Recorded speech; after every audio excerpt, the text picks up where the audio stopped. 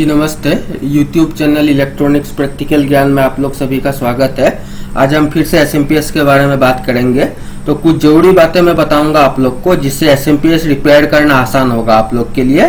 तो सबसे पहले बात ये है कि ये PWM IC जो है, जो MOSFET को स्विचिंग के लिए पल्स प्रोवाइड करती है, इसको लगाते वक्त जब भी रिप्लेस करेंगे हम लोग, तो ये दोनों कैपेसिटर जो है, मेन फिल्टर कैपेसिटर और VCC कैपेसिटर, ये दोनों कैपेसिटर को डिस्चार्ज करके ही ये IC हमें लगाना है। नहीं तो हम क्या करते हैं कि ये चार्ज हालत में IC को बदलते हैं हम लोग और IC खराब हो जाती है। तो हमें लगता है कि नया IC खरीद के लाए हैं, IC ही खराब है। असल में गलती हमारी ही होती है, हमें ये पता नहीं होता है कि ये चार्ज हालत में IC नहीं लगाया जाता है। कैपेसिटर को हमेशा डिस्चार्ज करके हमें IC लगाना है। और दूसरा बात ये है कि जहां तक हो सके IC को IC का सॉकेट में लगाना है। जैसे ये 8 पिन की IC है 3844, इसको मैंने ये IC का सॉकेट में लगा रखा है। तो इससे क्या होता है कि अगर IC को बार बार निकालना का जरूरत पड़े हमें, तो IC डिसोल्डरिंग करते वक्त सर्किट का जो ट्रैक है वो खराब होने का चांसेस रहता है। तो हमेशा IC को IC सॉकेट में लगाने का कोशिश करिए। और तीसरा बात यह है कि MOSFET को स्विचिंग के लिए एक पल्स वोल्टेज का जरूरत होता है, जो ये वाला PWM IC प्रोवाइड करता है उसको। तो MOSFET के सोर्स और गेट टर्मिनल में मल्टीमीटर के सहारे हम वो वोल्टेज बन रहा है कि नहीं हम चेक कर सकते हैं। अगर मल्टीमीटर से हमें पता ना चले, तो इस तरह से हम एक LED लेकर भी, इस तरह से एक LED के सहारे भी हम पता कर सकते हैं। तो हमें क्या करना है कि एक LED में एक 1K का रेजिस्टेंस जोड़ना है हमें, और MOSFET के गेट और सोर्स टर्मिनल में इस LED को लगाना है, और उसके बाद पावर ऑन करना है और MOSFET को उतार के रखना है हमें। अगर LED ब्लिंक करने लग जाए, तो इसका मतलब है कि जो पल्स वोल्टेज का जरूरत है स्विचिंग के लिए, वो MOSFET तक पहुंच रहा है। तो इस तरह से पता कर सकते हैं हम। और चौथा बात ये है कि ये करंट सेंस रजिस्टर है। ये वाला जो रजिस्टर एक इस तरफ लगा के रखा है मैंने, और एक इस तरफ लगा हुआ है। ये देखिए, तो ये दोनों पैरेलल में लगे हुए होते हैं। तो ये जब भी खराब हो, ये खराब होने से जो IC जो आउटपुट पल्स बनाती है, वो आउटपुट पल्स बनती नहीं है, ये रेजिस्टेंस खराब होने की वजह से। और ये देखिए, ये 100 किलो ओम का दो रेजिस्टेंस है। तो किसी SMPS में 120 किलो ओम का और 150 किलो ओम का भी रेजिस्टेंस लगा हुआ होता है। ये दो रेजिस्टेंस होते हैं, दोनों आपस पैरेलली कनेक्टेड होते हैं। तो इन रेजिस्टेंस का काम ये होता है कि ये मेन फिल्टर कैपेसिटर में जो 350 वोल्ट बनता है, उसको ये कम करके ये PWM IC को देता है।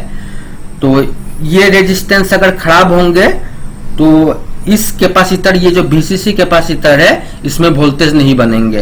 तो IC को निकालने के बाद इस कैपेसिटर पर हम वोल्टेज चेक कर सकते हैं। अगर 70 से 80 वोल्ट बन रहे हैं इस कैपेसिटर में, तो इसका मतलब है कि ये रेजिस्टेंस दोनों ओके है। और IC लगाने के बाद IC को चलने के लिए जो वोल्टेज चाहिए, वो वोल्टेज ही रहता है यहाँ पर। IC निकालने के बाद हमें पता चलता है, इसलिए IC निकाल कर देखना है हमें। और अगर किसी भी SMPS का आउटपुट नहीं मिले, तो सबसे पहले AC फ्यूज को चेक करना है हमें। और AC फ्यूज को हम मल्टीमीटर से भी चेक कर सकते हैं, पावर ऑफ करके, और पावर ऑन करके भी चेक कर सकते हैं, जो कि मैंने SMPS का जो रिपेयरिंग का वीडियो था उसमें मैंने बताया था। और कभी कभी क्या होता है कि SMPS में कोई भी कंपोनेंट खराब नहीं होता है, सब कुछ सही रहता है। बस ये जो सोल्डरिंग है, ये ड्राई हो जाते हैं। ड्राई सोल्डरिंग की वजह से आउटपुट नहीं मिलता है।